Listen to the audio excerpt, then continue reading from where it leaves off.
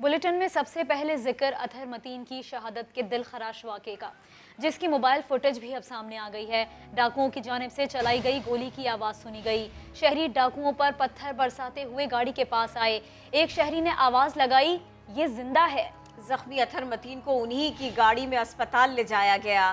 3 दिन बाद भी कातिल आज़ाद फिर रहे हैं। पुलिस अब तक मुल्जिमान को गिरफ्तार नहीं कर सकी। कत्ल का मुकदमा दहशतगर्दी, कत्ल और डकैती के दिफात के तहत नॉर्थ नाजिमाबाद थाने में दर्ज जरूर कर लिया गया। दिन बदला, तारीख बदली, शहर बदला, न बदला तो सिंध के वजीर इत्तलात का बयान, ये न बदला।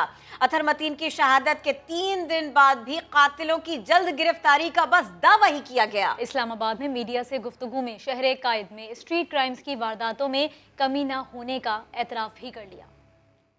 बावजूद कोशिशों के हमने बड़ी कोशिशें की। रिसेंटली जो इजाफा हुआ था उसमें अभी खातर ख्वाह कमी नहीं हुई, इस बात को मैं एडमिट करता हूँ।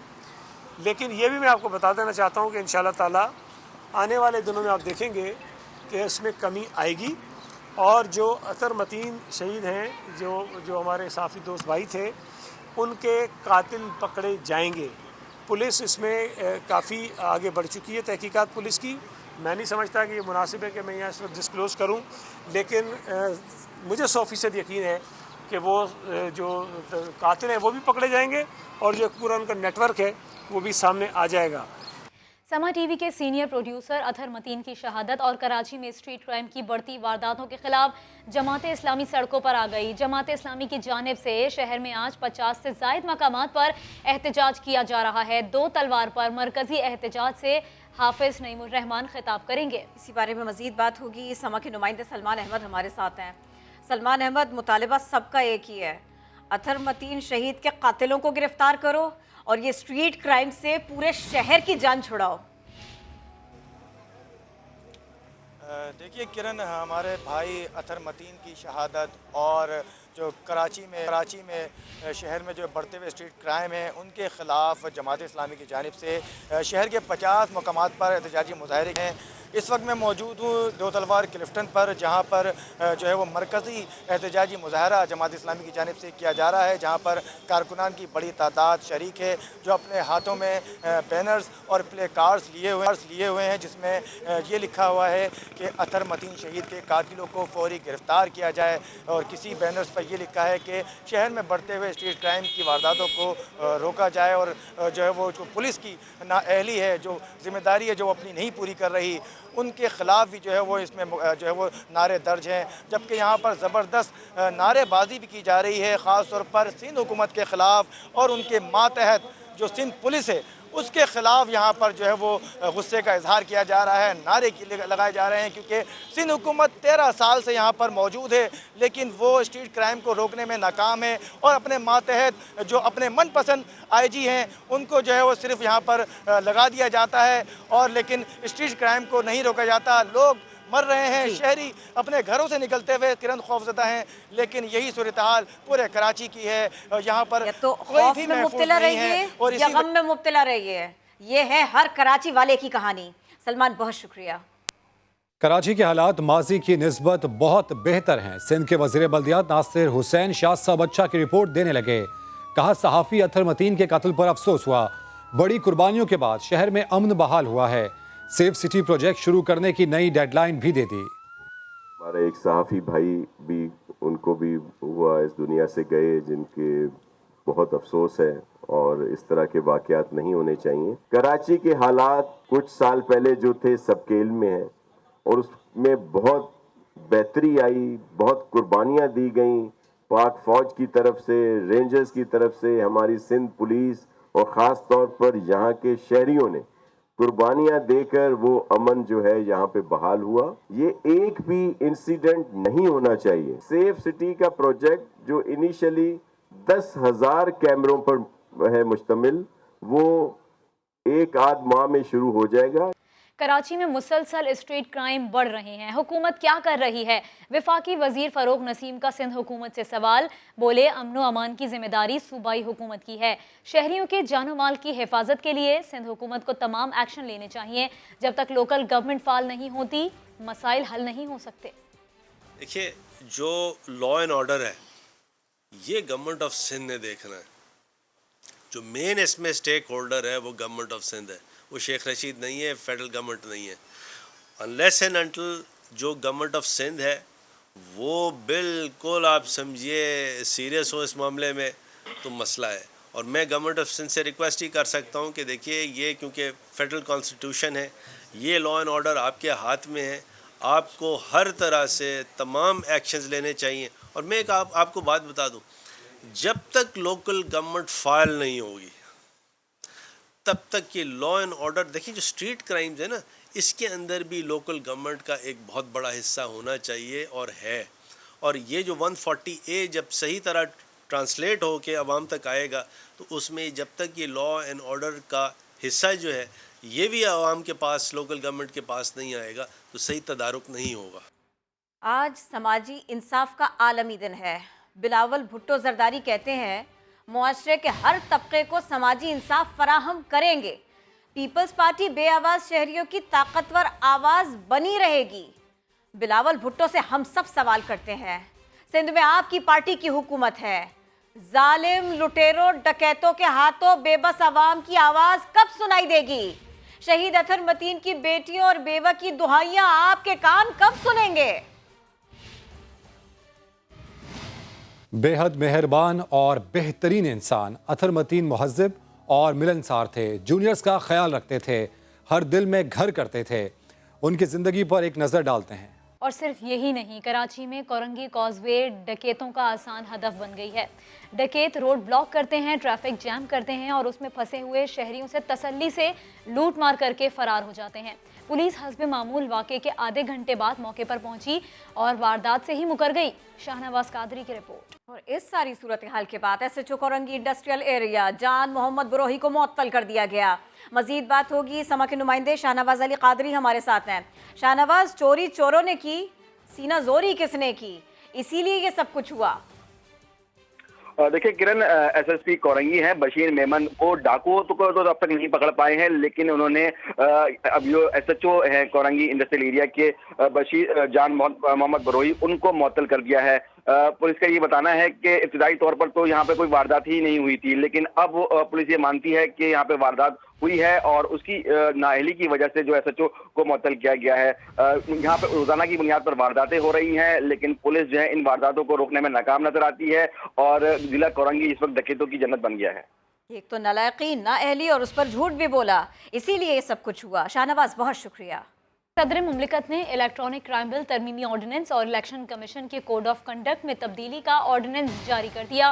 وفاقی کابینہ نے دونوں قوانین میں ترامیم کی منظوری دی تھی. الیکٹرانک کرائم بل ترمیمی آرڈیننس کے تحت کسی بھی شہری کی ساکھ یا پرائیویسی کو نقصان پہنچانا ناقابل ضمانت جرم ہوگا. نئے قانون میں قید کی سزا 3 سال سے بڑھا کر 5 سال کر دی گئی. عدالت کو سزا کے ساتھ 10 لاکھ تک جرمانہ کرنے کا اختیار ہوگا. ٹرائل کورٹ 6 ماہ میں فیصلہ نہ کر سکی تو حکومت ہائی کورٹ سے رجوع کرے گی. الیکشن کمیشن آرڈیننس کے تحت تمام سیاسی پارٹیز کے سربراہ انتخابی مہم چلا سکیں گے. وفاقی وزیر قانون فروغ نسیم کہتے ہیں میڈیا تنقید کے لیے آزاد ہے, لیکن کچھ لوگ ذاتی مفادات کے لیے ملک میں ہیجانی کیفیت پیدا کرنا چاہتے ہیں. سابق چیف جسٹس اور وزیر اعظم کے خاندان سے متعلق جعلی خبریں پھیلائی گئیں. جعلی خبر ناقابل ضمانت جرم ہوگا. تو آپ تنقید کرنا چاہتے ہیں وہ بالکل تنقید کریں. کوئی اٹیمپٹ ہے میڈیا کو گیگ کرنے کی, بالکل غلط ہے. ایشو ہے وہ یہ ہے کہ فیک نیوز نہیں ہونی چاہیے. فیک نیوز دینے والے وہ لوگ ہیں جس کا یا تو کوئی پرسنل ایجنڈا ہوتا ہے. چیف جسٹس تھے ہمارے گلزار احمد, ان کے خلاف کتنی گندی زبان استعمال کی. خاتون اول اور عمران خان صاحب کے لیے, وہ بھابھی ہیں بہن ہماری, ان کے لیے غلط انفارمیشن کہ انہوں نے گھر چھوڑ دیا ہے, طلاق ہو رہی ہے. یار کیا کر رہے ہیں یار. پیکا میں جو آرڈیننس آیا ہے سزا ہے 3 سال سے 5 سال ہے. کمپلیننٹ جو ہے وہ کوئی بھی ہو سکتا ہے, پبلک ایٹ لارج بھی ہو سکتی ہے. یہ اب اوفینس بیلیبل نہیں ہوگا, وہ نان بیلیبل ہوگا. اب یہ کوگنیزیبل اوفینس ہوگا. اور یہ ان لوگوں کے لیے ہے جو کوئی پبلک فگر ہے, ہولڈر آف پبلک آفس ہے. 6 مہینے کے اندر اس کا ٹرائل ہوگا, 6 مہینے کے اندر ٹرائل ختم ہوگا. 6 مہینے کے اندر یہ ٹرائل کنکلوڈ نہیں ہوتا تو پھر کیا ہوگا؟ ہائی کورٹ ہے, ریلیونٹ ہائی کورٹ ہے, وہ پھر پوچھے گی. ریلیونٹ جج سے کہ آپ نے 6 مہینے کے اندر ٹرائل کیوں نہیں ختم کیا. اگر اس کے ریزنز پلازیبل نہیں ہوں گے تو پھر اس کے اندر اس جج صاحب کے خلاف ڈسپلنری پروسیڈنگز بھی ہو سکتی ہے. اب لیگی رہنما خواجہ آصف کہتے ہیں اسمبلی اجلاس ملتوی کر کے جعلی خبروں سے متعلق آرڈیننس لایا گیا. وزیر کہتا ہے کہ دورہ روس کی وجہ سے اجلاس ملتوی ہوا. وزیر اعظم میں اتنی جرت نہیں کہ اسمبلی آئے. قسم اٹھا کر کہتا ہوں اسپیکر وزیر اعظم کی تقریر کے لیے ہم سے درخواست کرتے ہیں. اسمبلی کا اجلاس تھا. اسمبلی کا اجلاس جو ہے ملتوی کر کے قانون بنایا ہے. سوشل میڈیا اور الیکٹرانک میڈیا پہ اگر اس کے خلاف کوئی بات کرے تو اس کو 5 سال قید ہو. اس کا ایک وزیر کہتا ہے اس نے رشیا جانا تھا اس لیے اجلاس. وہ کہڑا اجلاس ہی چاہتا ہے لاؤڈی اینی ضرورت نہیں اجلاس ہی چاہیے. میں قسمن آپ کو کہتا ہوں کہ ہمیں اجلاس سے پہلے جو ہے اسپیکر کہتا ہے یار آج جانا ہے انہوں تقریر کرن دیں. پی ڈی ایم کے سربراہ مولانا فضل الرحمان اور سابق صدر آصف علی زرداری کے درمیان ٹیلی فونک رابطے کے بعد ملاقات بھی طے ہو گئی. اس مرتبہ میزبان فضل الرحمان ہوں گے. مولانا کل اپنی رہائش گاہ پر پیپلز پارٹی کے شریک چیئرمین کو عشائیہ دیں گے. مزید جانتے ہیں اسلام آباد سے ذوالقرن اقبال کی رپورٹ میں. آصف علی زرداری اور مولانا فضل الرحمان میں پرانی یاری کام آ گئی. ٹیلی فون پر بات چیت سے دوریاں ختم. پیر کو شہر اقتدار میں بالمشافہ ملاقات طے پا گئی. وزیر اعظم عمران خان کے خلاف تحریک عدم اعتماد پر بات ہوگی. پیپلز پارٹی کے شریک chairman Asif Zardari P D M سربراہ سے ملنے اسلام آباد میں ان کی رہائش گاہ جائیں گے. فضل الرحمان نے سابق صدر کی خاطر تواضع کے لیے عشائیہ کا اہتمام بھی کیا ہے.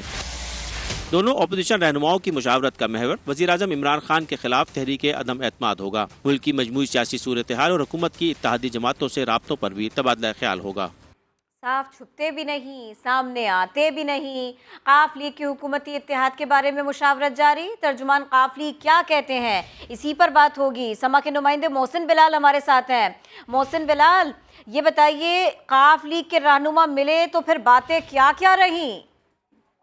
جی بالکل، قاف لیگ کے رہنما ملے اور جو ان کے درمیان مشاورت ہوئی اور سیاسی صورتحال پر تبادلہ خیال ہوا تو ایسا لگا کہ وہ گلے شکوے کرتے ہی دکھائی دیے ہیں. ترجمان قاف لیگ کا یہ کہنا ہے کہ ہم حکومت کے اتحادی ضرور ہیں، ہمیں حکومت میں شریک اقتدار ہونا چاہیے نہ کہ ذریعہ اقتدار ہونا چاہیے. اس کے علاوہ جو قاف لیگ کے رہنماؤں میں بات چیت ہوئی اس میں ایک اہم پوائنٹ یہ بھی تھی کہ وہ ایک سیاسی جماعت ہیں اور سیاسی جماعت کے دیگر جماعتوں سے رابطے رہتے ہیں اور اس رابطے میں کسی کو جو ہے وہ روکنا نہیں چاہیے، رابطے رہنے چاہیے. ان کا یہ کہنا تھا کہ عوام جو ہے ہم سے مہنگائی کے حوالے سے سوال کرتے ہیں اور پوچھتے ہیں. حکومت کو چاہیے کہ کسی بھی معاملے اور پالیسی بناتے ہوئے اپنے اتحادیوں کو اعتماد میں لیں.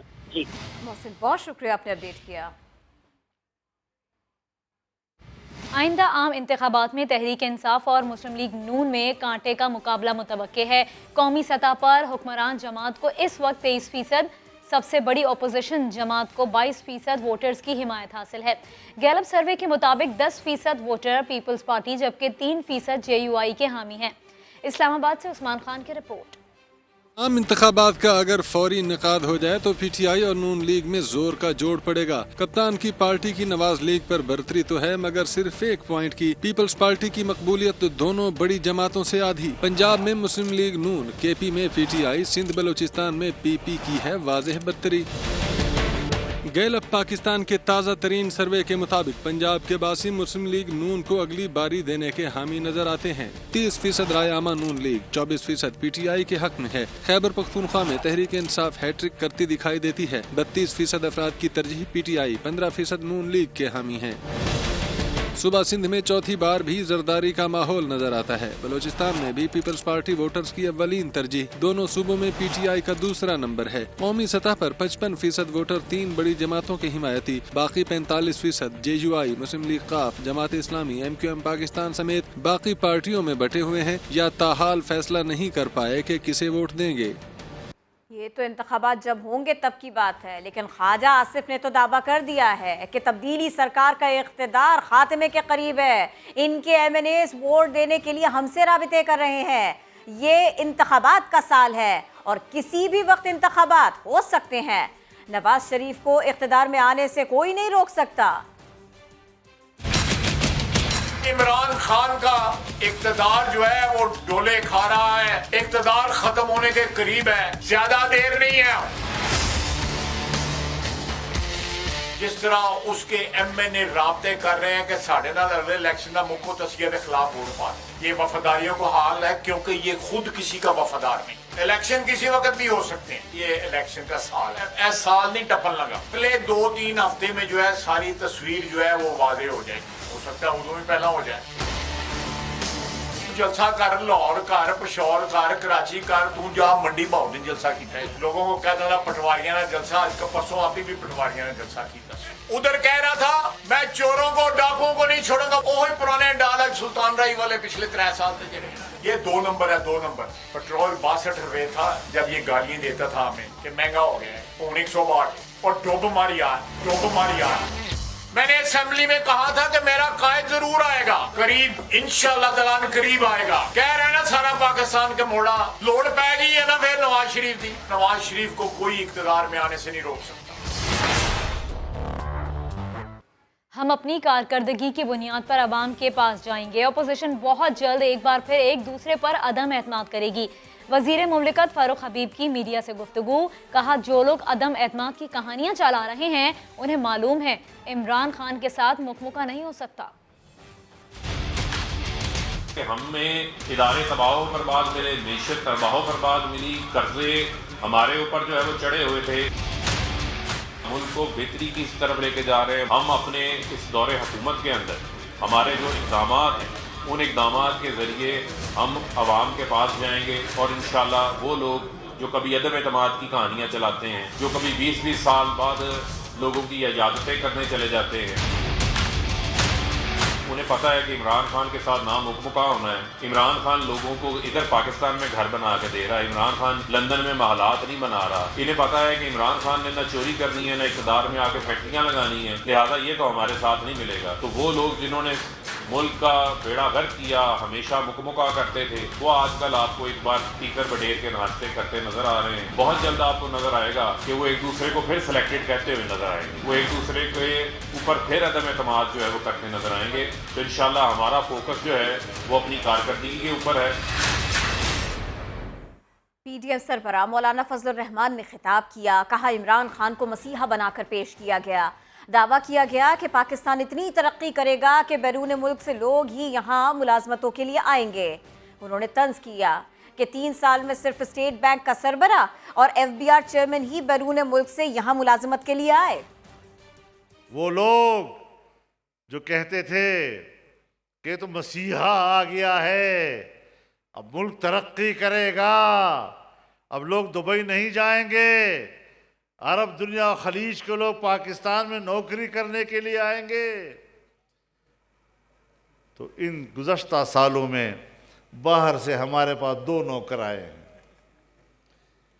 एक स्टेट बैंक का सदर और एक FBR का चेयरमैन। वो जो कहा करते थे हम 50 लाख घर देंगे बेघरों को, तुमने 50 लाख घर गिराए हैं गरीब लोगों के। जबकि पाकिस्तानी तेज रफ्तारी से ऑनलाइन कमाने लगे हैं। पाकिस्तान से रिमोट एम्प्लॉयज़ की माहाना आमदनी 27% तक बढ़ गई। साउथ एशिया इन्वेस्टर रिव्यू ने स्टेट ऑफ ग्लोबल हायरिंग का डेटा जारी कर दिया।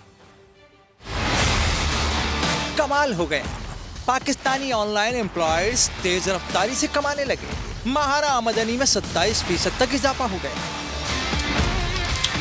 साउथ एशिया इन्वेस्टर रिव्यू ने state of global hiring report 2021 का डेटा जारी किया है, जिसके मुताबिक समंदर पार एम्प्लॉयज और सर्विसेज का मयार बता रहा है कि कोरोना वबा की इब्तिदा से ऑनलाइन दुनिया में पाकिस्तानी वर्कर्स ने अपनी सलाहियतों का लोहा मनवाया है।